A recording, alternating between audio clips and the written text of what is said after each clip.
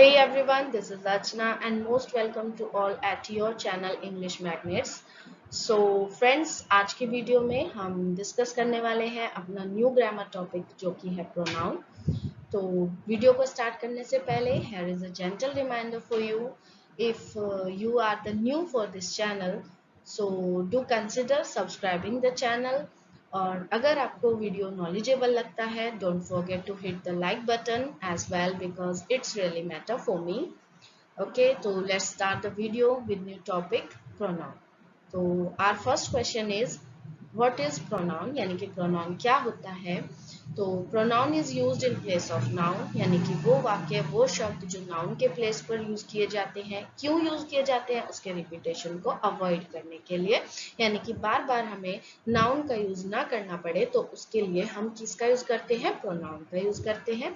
यानी कि नाउन के प्लेस पर ही प्रोनाउन को यूज किया जाता है. तो जो काम सेंटेंस में नाउन का होता है वही काम सेंटेंस में प्रोनाउन भी करता है. जैसे कि सेंटेंस में नाउन जो है वो एज अ सब्जेक्ट और ऑब्जेक्ट वर्क करता है, तो उसी तरह से नाउन प्रोनाउन भी सेंटेंस में सब्जेक्ट और ऑब्जेक्ट की तरह कार्य करता है. For example, Ram help Priya to do the work. तो राम के प्लेस पर हमने यूज किया ही और प्रिया के प्लेस पर हर. इसी तरह से द लायन फॉक्ड ब्रेवली, तो यहाँ पर लायन के लिए हमने यूज किया इट.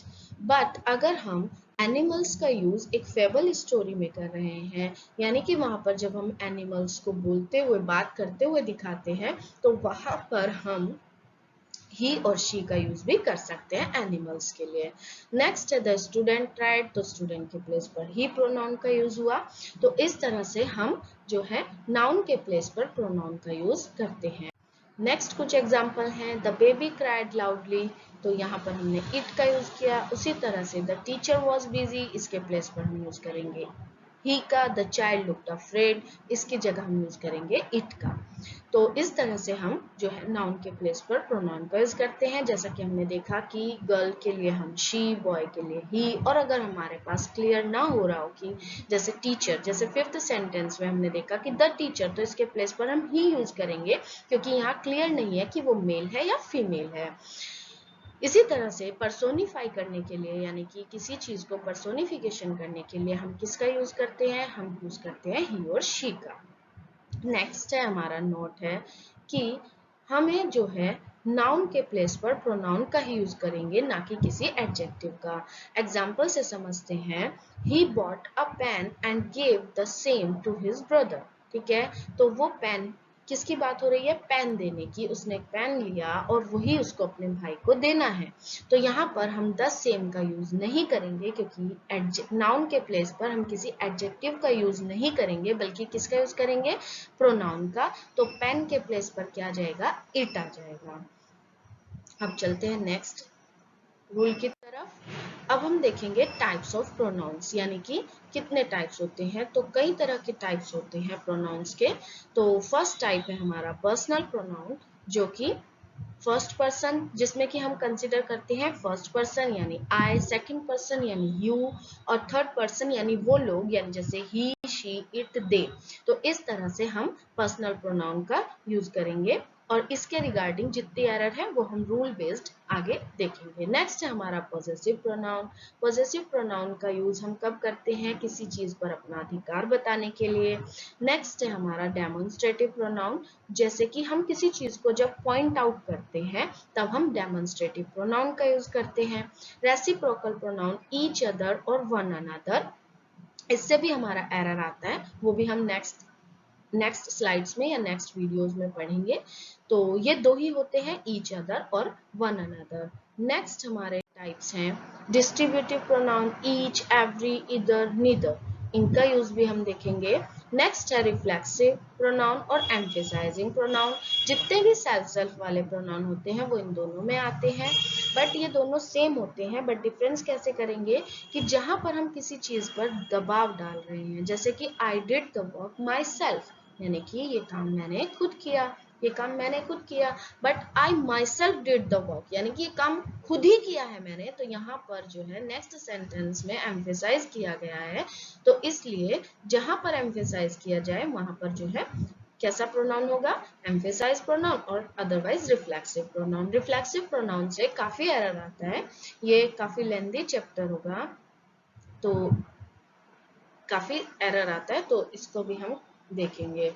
नेक्स्ट हमारा है इनडेफिनिट प्रोनाउन, यानी कि जहां पर कोई निर्धारित नहीं है, किस पर्टिकुलर पर्सन या थिंग की बात की जा रही है, तो वो होगा हमारा इनडेफिनिट प्रोनाउन। नेक्स्ट टाइप है रिलेटिव प्रोनाउन, जो कि बहुत ही टफ है, थोड़ा टफ है, यानी कि टफ यानी इम्पोर्टेंट है, बहुत ज्यादा इम्पोर्टेंट है, यानी कि इससे काफी एरर आता है, तो इसको हम कहेंगे कि ये काफी इम्पोर्टेंट है और ये काफी लेंथी टॉपिक भी होने वाला है। रिलेटिव प्रोनाउन इन नेक्स्ट है इंटेरोगेटिव प्रोनाउन, जहां पर किसी क्वेश्चन का आभास हो, तो वहां क्वेश्चन पूछा जाए तो वहां पर हम इंटेरोगेटिव प्रोनाउंस का यूज करेंगे। अब हम देखते हैं कुछ rules based on personal pronoun, but उससे पहले हमें पढ़ना पड़ेगा कि पर्सनल प्रोनाउन होता क्या है। तो जैसा कि अभी हमने देखा कि पर्सनल प्रोनाउन में 3 कैटेगरीज होती हैं, फर्स्ट पर्सन, सेकंड पर्सन और थर्ड पर्सन। तो उसी तरह से यहाँ पर केस होते हैं। केस यानी कि जैसा भी हमने पढ़ा कि जो प्रोनाउन होता है वो सेंटेंस में सब्जेक्ट और ऑब्जेक्ट का कार्य करता है, तो यहाँ पर प्रोनाउन के केसेस होंगे सब्जेक्टिव केस, ऑब्जेक्टिव केस और पॉजेसिव केस। जो पॉजेसिव केस होता है उसको 2 पार्ट्स में डिवाइड किया गया है, पॉजेसिव एडजेक्टिव और पॉजेसिव प्रोनाउन। क्योंकि जब हम किसी चीज पर अपना राइट यानी कि पोजीशन बताते हैं, तो वो हम 2 टाइप से बता सकते हैं, एक तो पॉजेसिव एडजेक्टिव का यूज करके और पॉजेसिव प्रोनाउन का यूज करके। जब हम पॉजेसिव एडजेक्टिव का यूज करेंगे तो उसके जस्ट आफ्टर हमें एक नाउन की नीड होगी। क्यों? क्योंकि एडजेक्टिव जो होता है वो नाउन के बारे में बताता है, और जब हम पॉजेसिव प्रोनाउन का यूज करेंगे तो उसके बाद किसी नाउन की नीड नहीं होगी, यानी कि नाउन का यूज नहीं करेंगे, क्योंकि जो प्रोनाउन होता है वही नाउन के प्लेस पर आता है, ना कि उससे पहले आता है।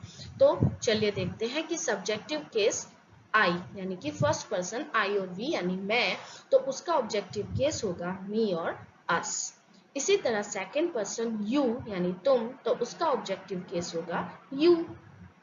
थर्ड हमारा पर्सन है ही, शी, इट, दे, यानी किसी और की बात हो रही है, किसी अदर की बात हो रही है, तब ही का ऑब्जेक्टिव केस होगा हिम, शी का हर, इट का इट्स ही रहता है, दे का होगा देम। अब बात करते हैं पॉजेसिव एडजेक्टिव की, जो कि मी का होगा माई और पॉजेसिव प्रोनाउन होगा माइन। यहाँ पर मैं एक छोटे से एग्जाम्पल से आपको डिफरेंस समझाती हूँ कि आई दिस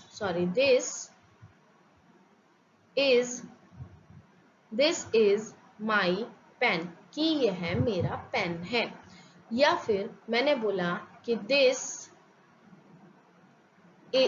पेन इज माइन, ये मेरा पेन है। दोनों में एक ही बात कही जा रही है, बट डिफरेंस क्या है कि यहाँ पर मैंने पॉजेसिव एडजेक्टिव का यूज किया और जिसके जस्ट बाद मुझे एक नाउन की नीड थी, बट यहाँ पर मैंने एक पॉजेसिव प्रोनाउन का यूज किया जिससे पहले नाउन आया, बाद में नाउन नहीं आया, क्योंकि इसके प्लेस पर हमारा प्रोनाउन आया है। ओके, तो अब चलिए नेक्स्ट स्लाइड की तरफ चलते हैं और देखते हैं कुछ रूल जो कि पर्सनल प्रोनाउन के हैं, यानी कि उसका हम यूजेस कैसे करेंगे। तो यूजेस ऑफ पर्सनल प्रोनाउन से हम देखते हैं कि सेंटेंस में जब कभी हम एंड और कंजंक्शन का यूज करते हैं, तो वहां पर हम सेम केस के प्रोनाउंस को यूज करते हैं, क्योंकि जैसा कि मैंने लास्ट वीडियो कंजंक्शन की जो वीडियोज है उनमें मैंने बोला है कि जो कंजंक्शन होता है वो जो है अपने साथ वो जोड़ने का काम करता है, वर्ब को वर्ब से, नाउन को नाउन से। तो यहाँ पर सेम केस रखेगा क्योंकि वो सेम चीजों को जोड़ता है। तो जब हम एंड और कंजंक्शन का यूज करेंगे तो वहां पर वो सेम केसेस लेगा। सेम केसेस यानी कि अगर सब्जेक्ट है तो दूसरा भी सब्जेक्टिव केस होगा, अगर एक ऑब्जेक्टिव केस है तो दूसरा भी ऑब्जेक्टिव केस होगा। तो अब एग्जाम्पल से समझते हैं। This books are for you and I, कि ये बुक्स मेरे लिए और उसके लिए है, तो यहाँ पर जो है आई के प्लेस पर मी का यूज होगा। क्यों? क्योंकि जो आई है वो सब्जेक्टिव केस है और जो यू है वो यहाँ पर एक ऑब्जेक्टिव केस का काम कर रहा है। तो आई के प्लेस पर हम क्या लिखेंगे? You and me. उसी तरह यू एंड आई, ये बिल्कुल करेक्ट है। क्यों? क्योंकि यहाँ का यू ऑब्जेक्ट का काम नहीं कर रहा है, यहाँ का यू सब्जेक्ट का काम कर रहा है। यहाँ का तो ऑब्जेक्ट की तरह वर्क कर रहा है, बट यहाँ पर सब्जेक्ट की तरह वर्क कर रहा है। तो यहाँ का यू के साथ कौन सा केस आएगा? नेक्स्ट केस भी सब्जेक्टिव ही होगा। नेक्स्ट हमारा है राम और my self will do the work. तो यहाँ पर राम के साथ माई सेल्फ ना आकर आई आएगा, क्योंकि राम यहाँ पर एक सब्जेक्ट की तरह कार्य कर रहा है। तो यहाँ पर भी हम प्रोनाउन का सब्जेक्टिव केस ही लेंगे। नेक्स्ट रूल है, हाँ, नेक्स्ट रूल है कि लेट के बाद, यानी कि लेट के बाद हमेशा कौन सा केस आता है पर्सनल प्रोनाउन का? ऑब्जेक्टिव केस आता है। जैसे कि let him do the work, यानी कि लेट उसको काम करने दो। तो लेट हिम, यहाँ पर ही का यूज करेंगे तो वो रॉन्ग हो जाएगा। तो यहाँ पर हम किसका यूज करेंगे? हिम का यूज करेंगे। नेक्स्ट है let us attend the meeting. तो यहाँ हमने पढ़ा कि अस आया है, तो जो कि बिल्कुल सही है। अगर हम वी का यूज करते तो वो रॉन्ग हो जाता, क्योंकि इसके बाद ऑब्जेक्टिव केस आएगा, ना कि कोई subjective case. The principal ordered the peon to let Ram and I enter his chamber. तो यहाँ पर हमने लेट के बाद किसका यूज किया? राम, और उसके बाद आई। तो यहाँ पर राम तो करेक्ट है, क्योंकि राम एक नाउन है, और राम जब भी वर्क करेगा, अगर सब्जेक्ट की तरह वर्क करेगा तब भी राम रहेगा, और अगर ऑब्जेक्ट की तरह वर्क करेगा तब भी राम ही रहेगा। बट अगर हम आई का यूज करते हैं तो वो रॉन्ग हो जाएगा, क्योंकि इसके प्लेस पर कौन आना चाहिए? Objective case. और आई का ऑब्जेक्टिव केस अभी हमने पढ़ा है, वो है मी। तो यहाँ पर आई रॉन्ग है, यानी एरर यहाँ है, तो इसकी प्लेस पर कौन आएगा? मी। ओके, चलिए अब नेक्स्ट रूल देखते हैं। नेक्स्ट रूल है कि after the phrases it is और it was, the pronoun is in subjective case. यानी कि जब इन टू फ्रेजेस का यूज किया जा रहा है, ये एक फ्रेजेस है, और इनके बाद जब भी किसी प्रोनाउन का यूज किया जाएगा तो उनके प्लेस पर हम क्या यूज करेंगे? Subjective case. तो एग्जाम्पल से समझते हैं।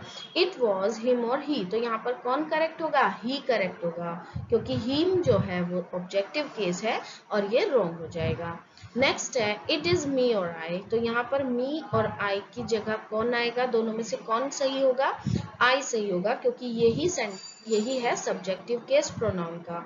तो अब हमने कुछ रूल्स देखे जो कि पर्सनल प्रोनाउन बेस्ड थे, और हमने देखा टाइप्स ऑफ द प्रोनाउन और कुछ basic rules of the pronoun. Next video में हम पढ़ेंगे आगे के रूल्स, जो कि होंगे रिलेटिव प्रोनाउन से यूज और अरेंजमेंट ऑफ पर्सनल प्रोनाउन, यानी कि फर्स्ट पर्सन, सेकंड पर्सन और थर्ड पर्सन को कैसे अरेंज करना है सेंटेंस में, कब कब और कैसे अरेंज किया जाता है, उन रूल्स के बारे में हम डिस्कस करेंगे।